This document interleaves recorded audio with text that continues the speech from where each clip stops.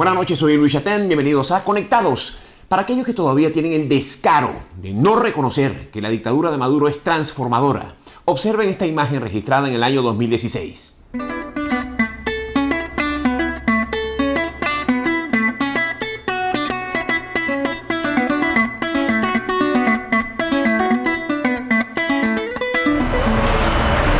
Y bien, Punto Crítico se trasladó hasta la planta de Yutong más grande de América Latina, la cual se encuentra en el estado de Yaracuy y fue inaugurada el pasado mes de diciembre por el presidente Nicolás Maduro.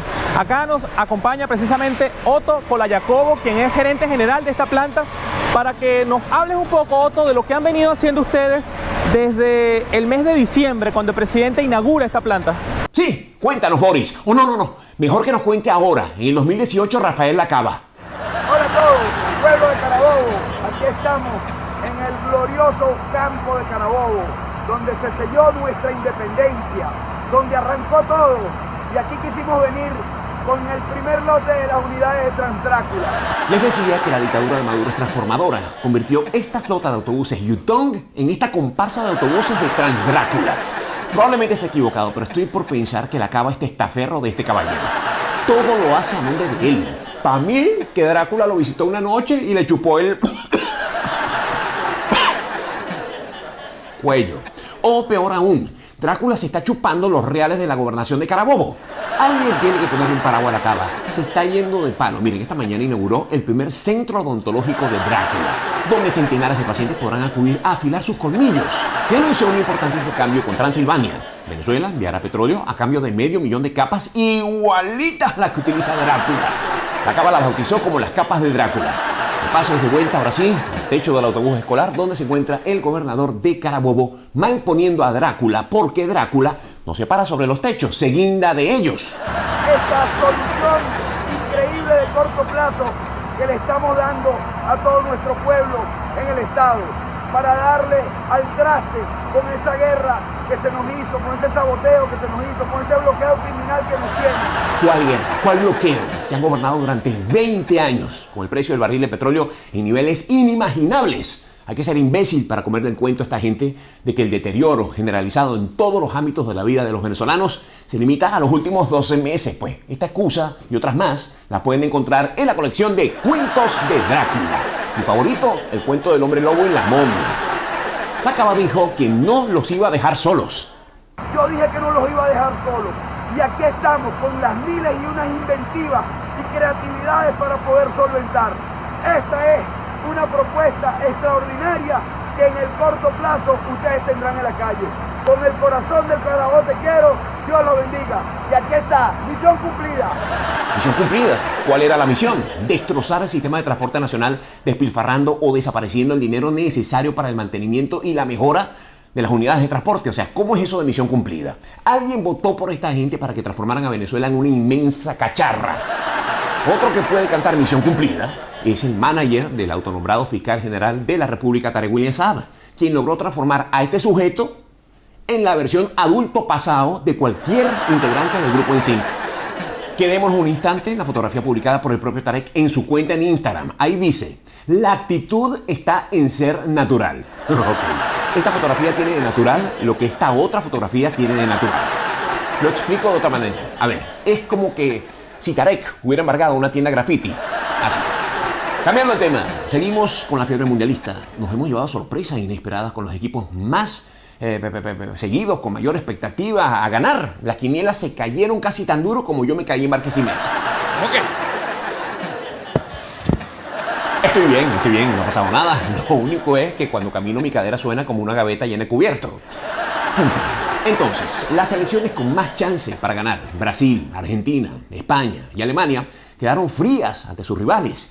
Como cuando le preguntaron a Pedro Carreño sobre su corbata Louis Vuitton. El único camino a la justicia es el socialismo, no es el capitalismo, no es ese canibalismo que se quiere implementar en el Estado. Pero no es contradictorio hablar de capitalismo cuando usted tiene una corbata de Louis Vuitton, unos zapatos. Yo no sé claro que no es contradictorio, porque yo quisiera que Venezuela produjera todo eso y entonces yo comprar todo lo que se produzca aquí y no tener que importar el 95% de los rubros que compramos. Este video lo pueden conseguir en la colección del Hall de la Fama del Socialismo del siglo XXI. tumbaquinielas han sido los resultados del Mundial de Fútbol. Por ejemplo, España contra Portugal quedó 3-3, destacando a Cristiano Ronaldo como máximo goleador del Mundial por ahora y a los fanáticos del Barcelona en alerta médica. Primer partido entre titanes y termina en empate. Luego el resultado entre Argentina e Islandia quedaron 1-1, dejando muy mal parado al increíble Messi, de quien todos esperan que sea una especie de Superman y haga magia para ganar la Copa. Para ser justos, miren, tenemos que reconocer, tras ver a la selección de Islandia, que está difícil ganar a una horda de vikingos modernos. Con ese van 2 partidos de titanes empatados. Luego tocó el turno al juego entre Brasil y Suiza. Complejo también. La selección suramericana tiene una de las mejores alineaciones, mientras Suiza tiene las mejores navajas, chocolates y relojes. Empataron 1-1. El Mundial se va pareciendo a cuando uno estaba en sexto grado. Todos los populares quedaban empatados. La racha de empate fue rota por México frente a Alemania, 1-0. El próximo contrincante de los mexicanos será López Obrador el próximo 1 de julio. Por el amor de Dios. Vamos, México, que tú puedes. Bien, continúa la gira de mi nuevo show. Se llama Nuevamente. Me encuentro en Europa, específicamente en España. Las fechas las ven en pantalla. Toca Alicante el 21 de junio, Sevilla 29 de junio, Vigo 30 de junio, Madrid 3 de julio, Zaragoza 6 de julio. Y de vuelta a los Estados Unidos en Boca Ratón el 28 de julio. Nos vemos muy pronto nuevamente.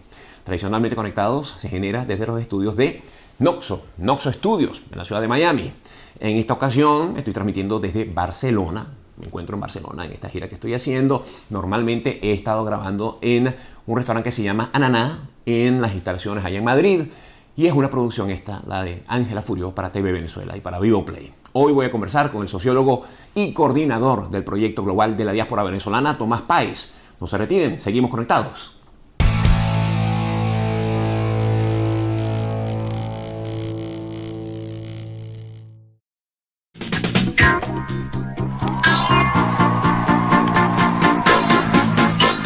Que a mí me ha contado como padre, en el caso de Luis Ignacio, fue enseñarle a ir al baño. Te pueden entender, caramba, hay un momento que las manos se echan a perder de tanta mierda que uno cambia.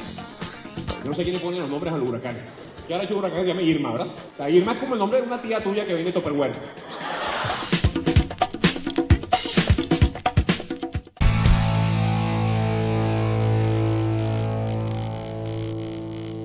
Regresamos a Conectados. Me encuentro en la ciudad de Madrid. Aquí también invitado esta noche el chico, sociólogo. ¿Está bien la presentación? Sí. Sociólogo, escritor, pensador y especialmente pues venezolano. Tomás Páez. ¿Cómo estás, Tomás? ¿Cómo estás? Gusto verte. Igual. Mira, déjame decirte, bueno, le contaba a Tomás fuera del aire que a partir de mi mudanza a los Estados Unidos hace 2 años ya, por primera vez me sumergí en la audiencia de RCR, Radio Caracas Radio. Y estoy profundamente agradecido con el esfuerzo que hacen todos los que integran esa familia, porque son como la voz que resta en Venezuela. Bueno, junto a Unión Radio, que es mi casa, inevitablemente, y con mucho cariño allá. Pero Unión Radio y RCR son como que el espacio que queda para expresarse con libertad. ¿Estás con Thais Peñalver? Sí. Todos los lunes tenemos un espacio para la diáspora en Venezuela, porque la idea es articular a los 3.400.000 venezolanos que están fuera del país para hacerlos participar y facilitar su participación en la reconstrucción de Venezuela. ¿Desde cuándo estás dedicado a estudiar ese fenómeno? A ver, desde el año 2013 hicimos el primer estudio global de la diáspora venezolana. Aplicamos encuestas, hicimos historias de vida, entrevistas a profundidad, fragmentos de vida, focus group.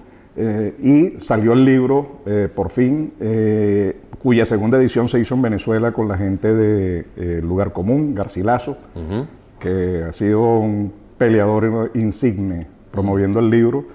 Y bueno, y ahorita trabajando con el observatorio, haciéndole seguimiento hacia dónde se está moviendo la diáspora, cómo se está moviendo la diáspora, quiénes en la diáspora se están moviendo por todo el mundo. Bueno, porque necesitamos entender que allí hay un inmenso capital humano que se está desarrollando, que está haciendo esfuerzos, que está emprendiendo, que está montando actividades, negocios, se está reinventando para poder seguir desarrollándose como personas y a partir de allí adquirir nuevas habilidades, competencias, lenguas, culturas que van a ser vitales para la reconstrucción de Venezuela. De Venezuela, claro. A ver, yo mucho he escuchado de que los venezolanos no éramos una gente que emigrábamos, siempre fuimos una gente que le abrió las puertas a los emigrantes. Y es una novedad para nosotros enfrentarnos a este cambio psicológicamente, emocionalmente. Hay personas que sienten que, bueno, que se fueron de Venezuela para siempre, no saben si volverán. Hay todo tipo, de verdad que esto nos ha dado para todos, ¿no? O sea, yo me imagino que el libro tuyo tiene que tener capítulos en todas las formas posibles, porque están los venezolanos que se van con un disgusto tremendo para con el país que están dejando, hay otros que se van con una añoranza tremenda y no terminan de dedicarse un poco también a vivir en el país que les ha abierto los brazos. ¿Cómo se divide todo este tema de la diáspora? ¿Cómo estudiarla? Porque me parece que es un tema tan amplio. No, sí, y va a ser necesario documentar todo esto, digamos, va a ser necesario documentar los distintos segmentos, los que se fueron por razones políticas, perseguidos, los que se fueron en el ámbito de los medios de comunicación, que esperamos poder terminar un estudio pronto sobre la diáspora de la libertad de expresión, la diáspora petrolera, la diáspora del sector salud, digamos, esto todo hay que documentarlo para dejar escrito. Y por supuesto nos gustaría también hacerlo en el mundo audiovisual, dejar constancia de lo que ocurrió, de cómo un país que recibió la mayor cantidad de ingresos que ha recibido país alguno a lo largo de su historia en solo 19 años, convirtió a Venezuela, la colocó en el siglo XIX, en el siglo XVIII casi, vemos el atraso y la barbarie. Bueno, lo ves en el tipo de monedas que se está transando, hay monedas en el 23 de enero y hay monedas en Guárico, ya el gobernador de Guárico dice que el arroz que se produzca allí es para ellos, entonces esa noción de país comienza a resquebrajarse y hay que recuperarlo, ¿no? Y además han hecho con el país una cosa insólita, yo creo que es los anales de la historia, han regalado un país, de hecho se hacen esfuerzos inéditos por conseguir recursos para garantizarle el petróleo a Cuba. Entonces tú dices, mientras nuestra población se muere de hambre, hay una crisis humanitaria, la gente se va en desbandada, 40.000 personas atraviesan la frontera diariamente con Colombia por el lado de Cúcuta, Maicao y por las trochas de los 2.300 kilómetros, y sin embargo el gobierno se desentiende mientras los otros países y los organismos internacionales se ocupan de la diáspora venezolana. Entonces, todos esos segmentos, todas esas realidades, al final se resumen en tres grandes dimensiones. La primera es, el gran responsable de esto es el modelo político que se instaló, que es el modelo del atraso y la barbarie, que es el modelo socialista del siglo XXI.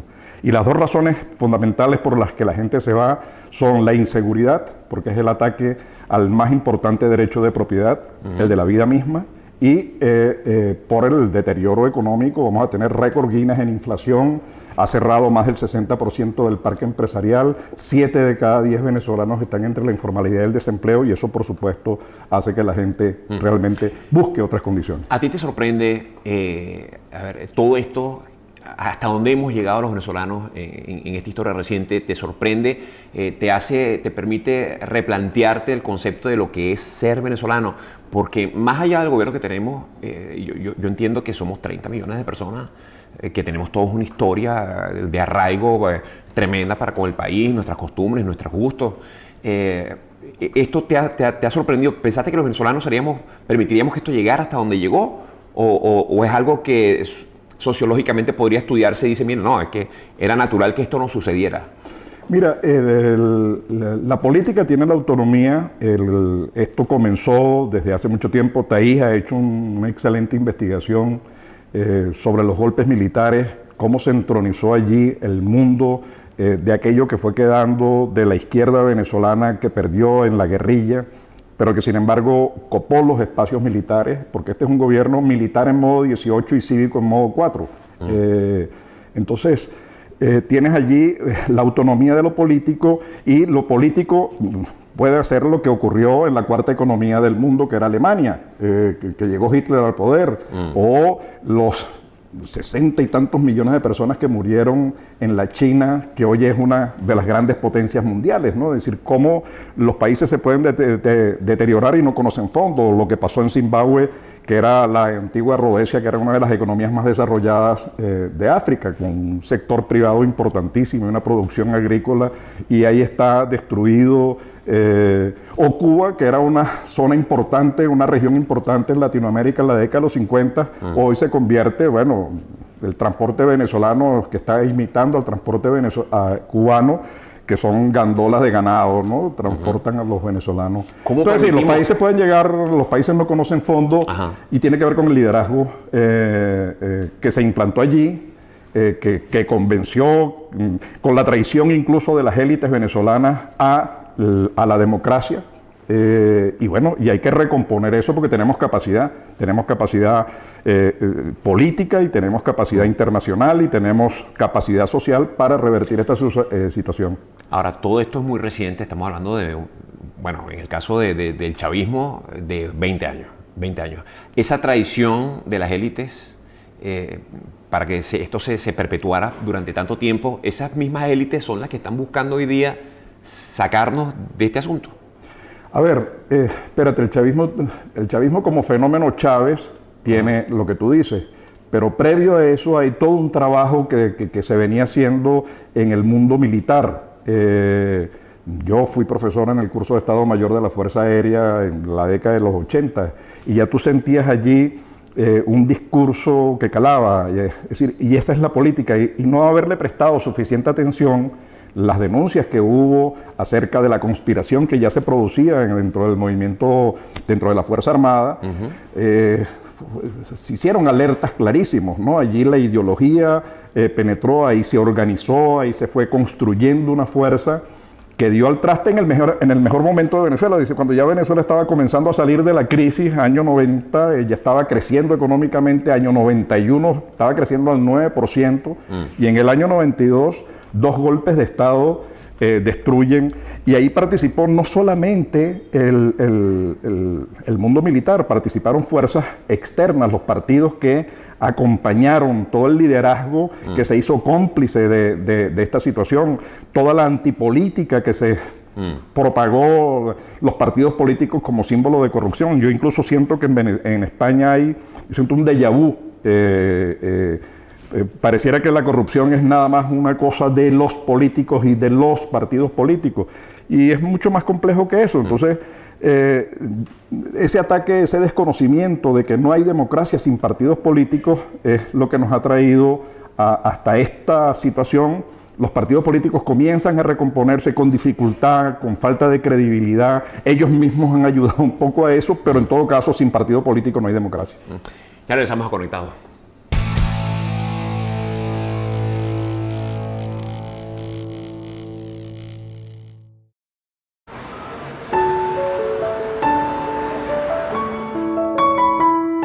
Bueno, lo primero que yo hago antes de cada función, prenderle una velita blanca, con mucho respeto. Y en mi pensamiento le digo, bueno, si quieres decir algo, dilo a través de mí. Y aquí estoy admirándote y respetándote. Bueno, voy a presentar la obra Piaf, Voz y Delirio, aquí en el Gran Teatro Molière. Es la primera vez que presentamos la obra en esta ciudad, y bueno, estoy a la completa expectativa de qué es lo que va a pasar con el público mexicano.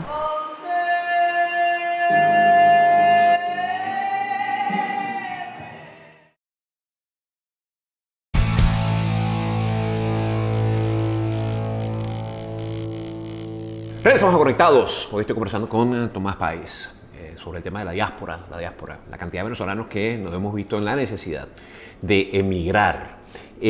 A ver, sácame una duda, Tomás. Yo siento que hace probablemente un par de años, el tema, el roce a través específicamente de las redes sociales entre los venezolanos en Venezuela y los venezolanos que se tuvieron que ir, había como una cosa ahí, un celo, una disonancia. Los que están en Venezuela decían que ya los que se fueron no pueden opinar más. Claro, tú estás en España, ¿cómo vas a opinar tú si no estás aquí dando la lucha? ¿Tú crees que eso ha cambiado? Mira, total, digamos, yo no... Son hechos aislados, igual que cuando la gente dice, hay xenofobia en el mundo. La verdad que yo me he reunido en todo el mundo, yo he estado en más de, no tantas como tú, pero con 25, 30 ciudades reunidos con los venezolanos. Y yo no siento eso, más bien yo siento hasta una sobredosis de venezolanidad en los venezolanos que están fuera. Y en este proceso de articulación... ¿Qué llamas tú una sobredosis de venezolanidad? Bueno, tú lo acabas de decir y me suena como que es que hay demasiados restaurantes de arepa. ¿Eso es así? No solamente hay eso. Es el compromiso con el país, es estar informado, es estar... Incluso llamar a su familia en Venezuela y decirle, mira, te enteraste. Pues claro, porque tú estás recibiendo la información antes de... digamos, si se trata de Europa. Entonces... primero que los venezolanos están haciendo un aporte están haciendo un aporte en términos de envío de medicinas y alimentos. En segundo lugar, están haciendo un aporte en remesas. El aporte en remesas significa mucho. Los $20, $30 o euros que se envía a la familia venezolana, los 70 u 80 que se envían para comida, valen oro. Y por eso el régimen venezolano, que ya no solamente está raspando la olla, sino que quiere quedarse con la olla, quiere llevarse la olla, está tratando de ver cómo le mete la mano a las remesas, bueno, para terminar de meterle la mano a los bolsillos a todos los venezolanos. Entonces, más bien siento que hay una mayor conciencia. Hemos creado la diáspora carabobeña y eso está, la sociedad está participando la Asociación de Ejecutivos, los gremios empresariales, la Universidad de Carabobo, está la diáspora de la UCB, porque necesitamos articular. Todos los venezolanos cabemos, estemos donde estemos, cabemos en la recuperación de la democracia y la libertad para poder reconstruir el país. Estemos donde estemos, todos somos necesarios, todos cabemos en ese proceso de reconstrucción. Yo creo que más allá de que haya algún comentario perfectamente inútil y que de poca ayuda, pero bueno, que no aporta nada, claro. Bueno, hay gente que puede estar resentida y que ahí no puede hacer nada, pero en general, y lo ves en las asociaciones, las reuniones que hemos hecho en Europa, las reuniones que hemos hecho en Estados Unidos, la gente está preocupada, pensando, buscando qué hacer, no solamente cómo integrar al que está llegando, sino y pensando en qué hacer para el proceso de recuperación, porque nos dejan un país devastado. PDVSA es irrecuperable, está produciendo y en poco tiempo va a producir menos de un millón de barriles diarios, es decir, más del 40% de la producción caída. 60% de eso que dije antes de la industria, el comercio, el servicio y la producción agrícola, la infraestructura en el suelo, el sector eléctrico a punto de apagón. Los representantes de Cuba en Venezuela están muy preocupados por la situación eléctrica, no por Venezuela, porque eso significa que no le van a llegar los 90.000 barriles diarios de petróleo que ellos necesitan para mantener iluminadas ciertos sectores de La Habana, ¿no? Sí. Ahora, en este estudio que haces de los inmigrantes venezolanos, ¿has estudiado a la inmigración mala? Porque también la hay. Claro. Y en cuanto a inmigración mala me refiero a delincuentes que han emigrado también y que siguen haciendo sus fechorías en otros países. Delincuentes, de todo tipo, ¿no? Incluyendo a los delincuentes de alto poder adquisitivo. Los enchufados, los bolichicos, o sea, esta gente que también nos deja mal parados en el concierto internacional.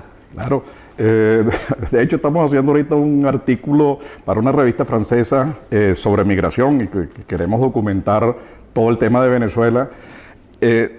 Que además es la gran paradoja, son las personas y los grupos que han creado diáspora porque se han robado los recursos que pertenecen a todos los venezolanos y eso le ha restado recursos a la medicina, a la salud. Son 400.000 millones de dólares más o menos lo que se han dilapidado. Muchos de ellos ya han aceptado los Rincón, que tenían unas casitas pequeñas de 7 millones de dólares en Miami, en Texas. El otro que está aquí, que es hijo. El que fue viceministro, que por una asesoría oral cobró 46, no sé, por lo de oral, porque fue que cobró 46 millones de dólares. La explicación que dio. Bueno, no sé, esa oralidad funciona, ¿no? Sí. Pero es que además hay otros que estaban allí en el Banco de Andorra. Y aquí se le viene haciendo seguimiento, en el mundo se le está haciendo seguimiento, hay grupos trabajando en el tema, porque si nosotros logramos recuperar una parte de eso, ya tenemos el programa macroeconómico hecho.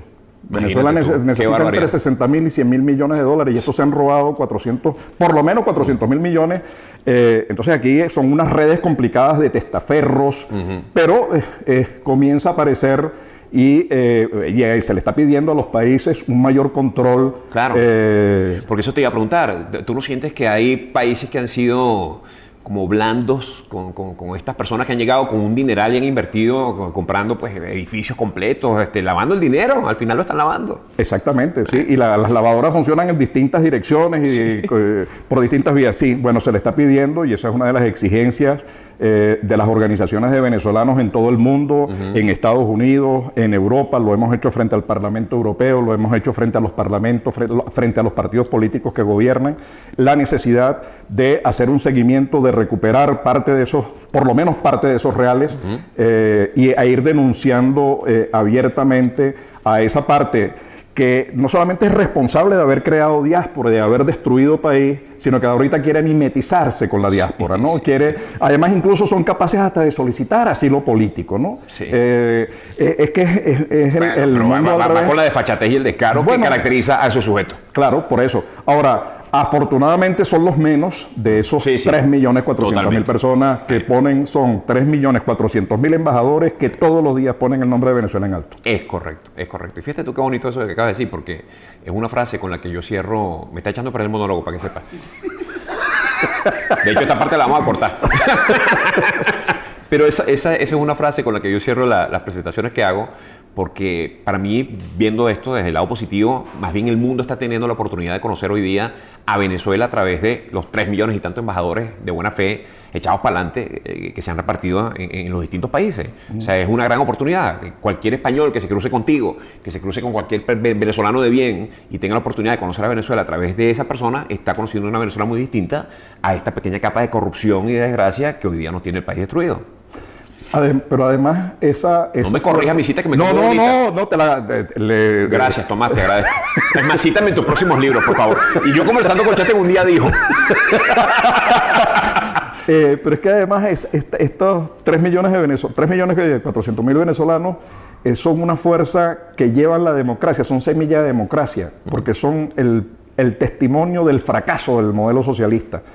Y de alguna manera están contribuyendo a crear eso que también se está creando en Venezuela, que es el antibiótico, la vacuna en contra de la barbarie, en contra de la indecencia, de un modelo que aniquila. Y eso tiene un peso importante, tener 300 y tantos mil españoles, 300 y tantos mil venezolanos que tienen amigos, novios, novias, compañeros de trabajo, que empiezan a sumar y que se dan cuenta de que los venezolanos tienen que preparar y enviar las medicinas, que las maletas vienen vacías para llenarlas de medicinas, para llenarlos de caraotas, garbanzos, arroz, atún, etcétera, etcétera. Es la mejor propaganda en contra del modelo. Entonces, somos una alerta. Es una fuerza que es democrática y que multiplica. Esos 300.000 venezolanos son 1 millón de personas, ¿no? En España, pero son en Colombia son 800.000, que son 2 millones de personas, ¿no? Y eso tiene un impacto político, social, importante, claro. Importante. Ya regresamos a Conectado.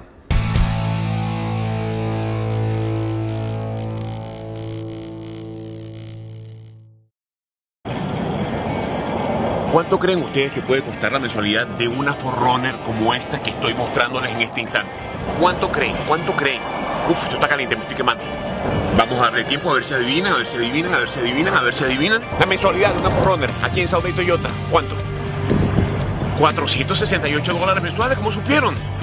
Ah, claro, vieron la promo anterior de Southgate.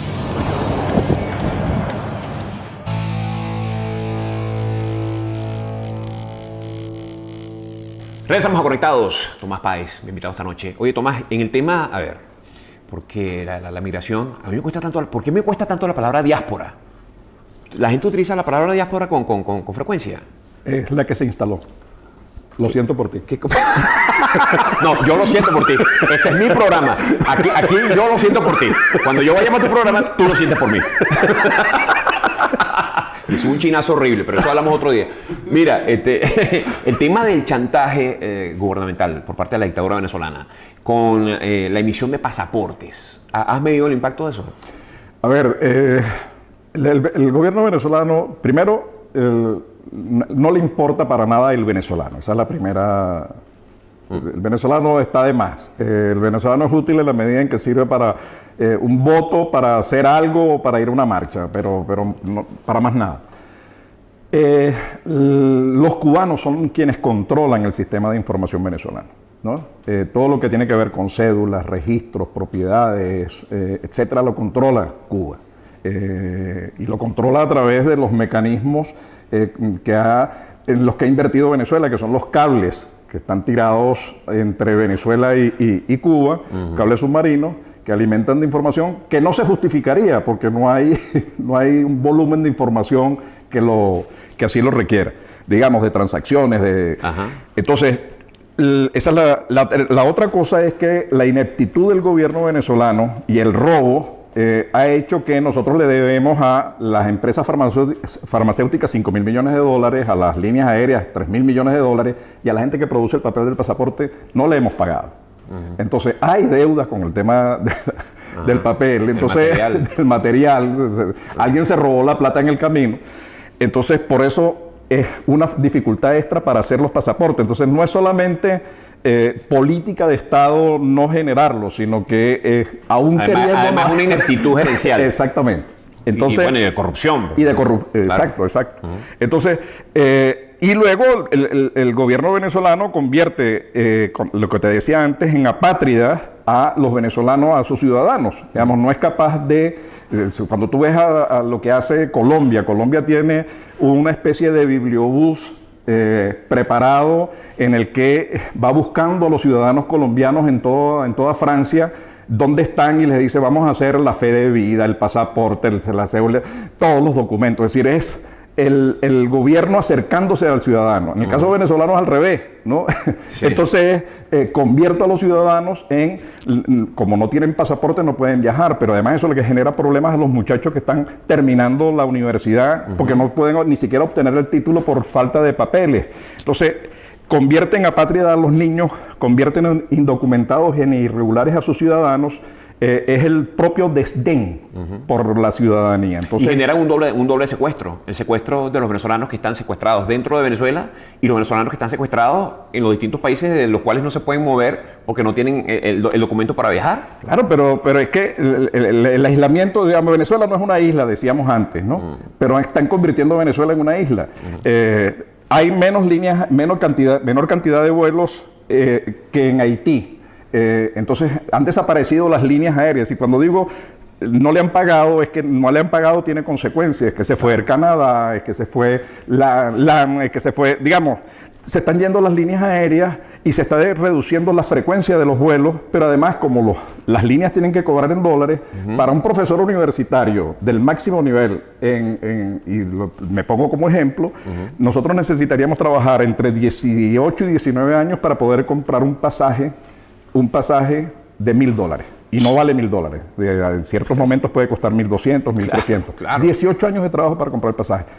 ¿Por qué? Bueno, porque le debes $3.000 millones ¿Por qué no hay medicinas? Porque le debes $5.000 millones. ¿Por qué no hay el mantenimiento de la actividad petrolera, los pozos, eso está... Bueno, porque no le estás pagando a las empresas que se han ido de Venezuela y a aquellas que has eliminado, como la ConocoPhillips, ahorita están... porque lo hiciste mal, están recobrando y con creces sus intereses, la deuda. Ahora, te pregunto, toda esta explicación que tú estás dando, más todas las que escuchamos en el programa de Taís, en el programa de ustedes, o en la gente pues pensante de nuestro país, ¿cómo te explicas tú que alguien que piense distinto a ti, o sea, que nos esté escuchando en este momento diga, eso que está diciendo ese señor no es así? La guerra económica, esa es la guerra económica. ¿Cómo tú te explicas a alguien que crea realmente en ese cuento de la guerra económica?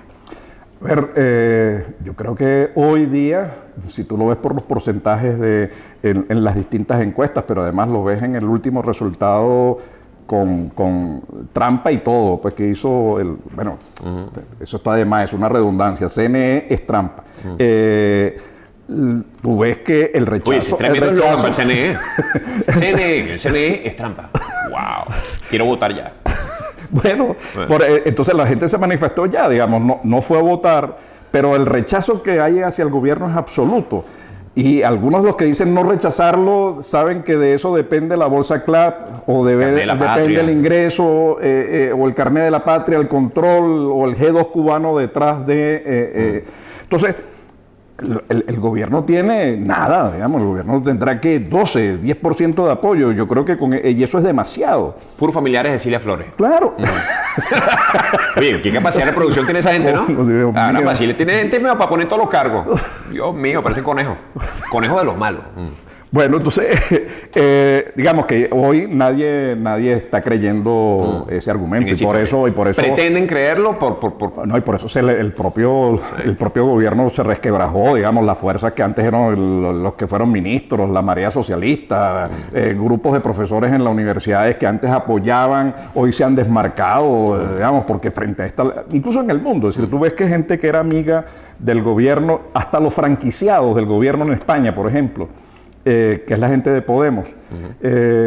Cuando se habla de Venezuela, ahí se colocan de perfil, ¿no? Ya no hablan de Venezuela, sino que comienzan a hablar de Finlandia, de Noruega, del modelo nórdico. Se hacen los locos, ¿no? Porque incluso ha habido gente del Partido Socialista que en momentos de votación se han retirado, ¿no? Para no comprometerse. Eso ha ocurrido aquí, ha ocurrido en el Parlamento Europeo. Entonces la gente ya se coloca de perfil, mira de lado y ya no apoya tan abiertamente. Quedan algunos, ¿no? Digamos, que están haciendo unos negocios importantes en venta de aceite de oliva, tal, que tienen que seguir diciendo que apoyan... Claro, seguirles el cuento. Claro. Mira, bueno, ya regresamos al regreso. Fíjate, voy a hacer como Don Francisco. Te voy a dejar una pregunta en el aire. Es la siguiente. A mí, fíjate tú, el tema de Colombia en cuanto a cómo resolver el problema de los delitos de lesa humanidad cometidos por la guerrilla, cómo resolver, desarmar a la guerrilla y pacificar al país, o sea, ese proceso, esa transición, cómo realizarla, el perdón, cómo conseguir el perdón, o sea, me parece un tema muy, muy delicado que en mi ejercicio mental, cuando uno está pensando en cómo se puede resolver el tema de Venezuela, también es necesario reencontrar a los que creyeron en el proyecto que desbarató al país y a los que nunca creyeron o a los que fueron cambiando. O sea, es un tema muy, muy rudo. La corrupción se extendió tanto, a tantos niveles, ¿no? En el ejército. O sea, cómo reconquistar el afecto de la sociedad civil hacia los militares. O sea, todo ese proceso que lo encuentro yo realmente difícil, te lo voy a preguntar al regreso. No se retiren, ya seguimos acá conectados.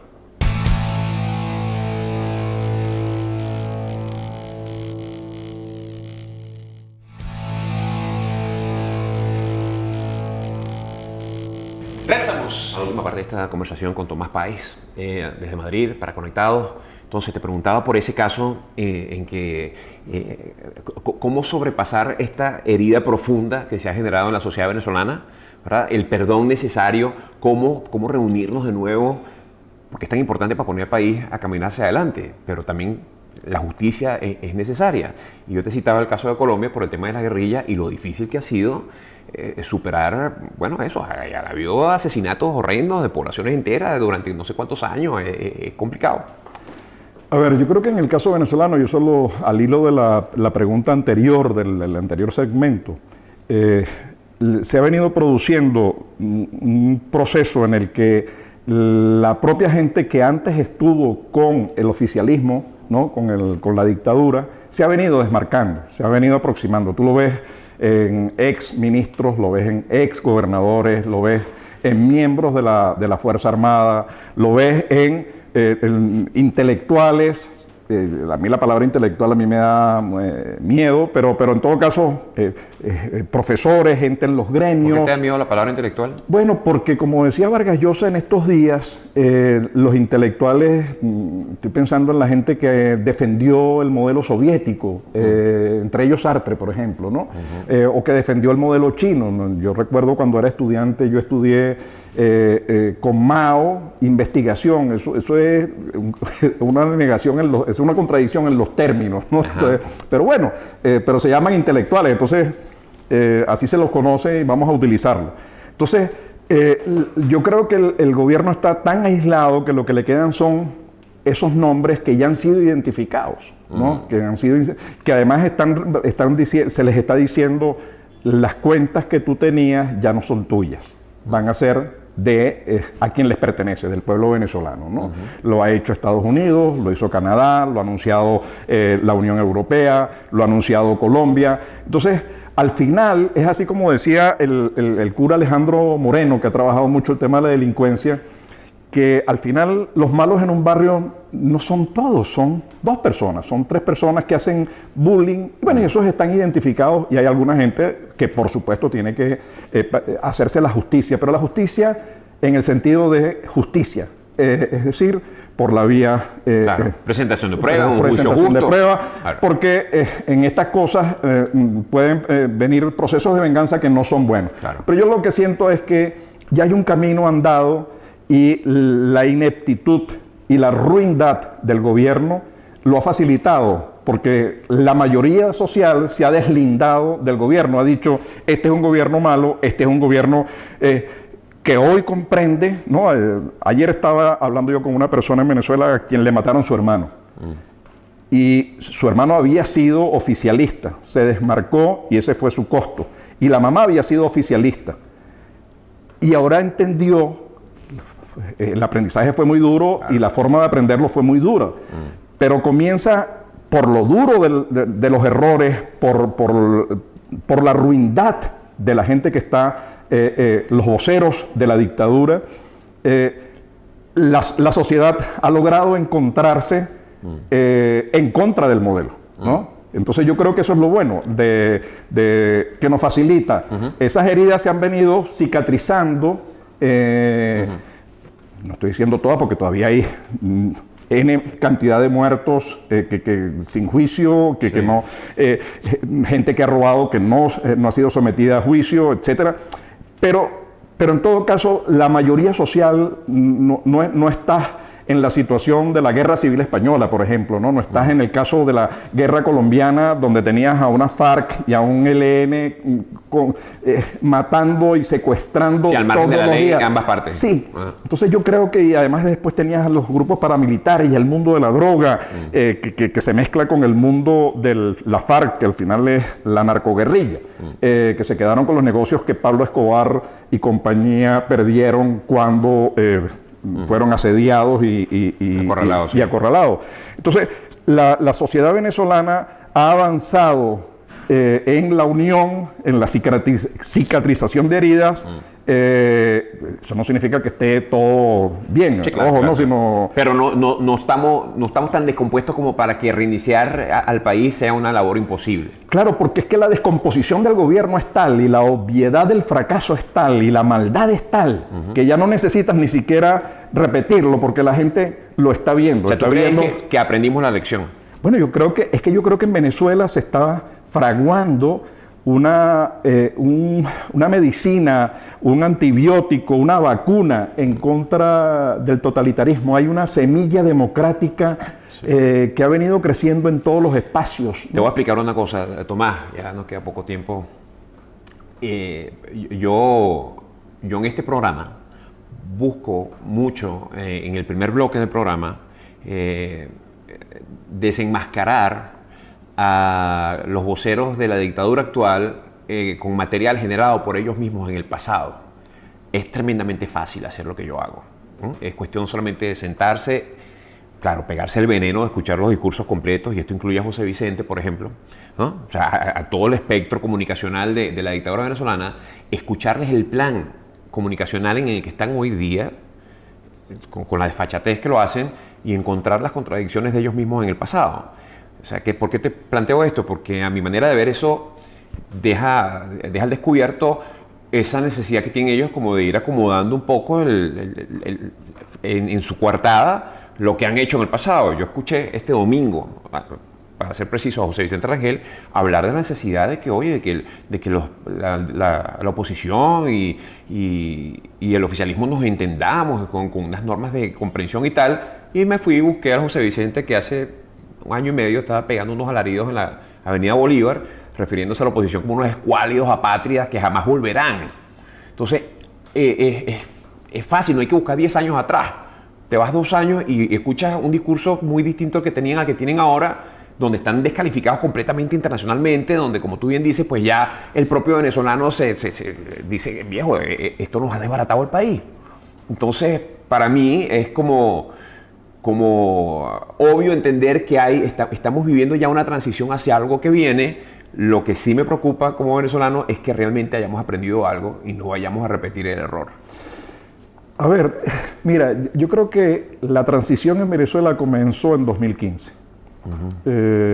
Nosotros le ganamos una elección con un campo inclinado, ahorita que estamos en el Mundial de Fútbol, y el gobierno como árbitro, ¿no?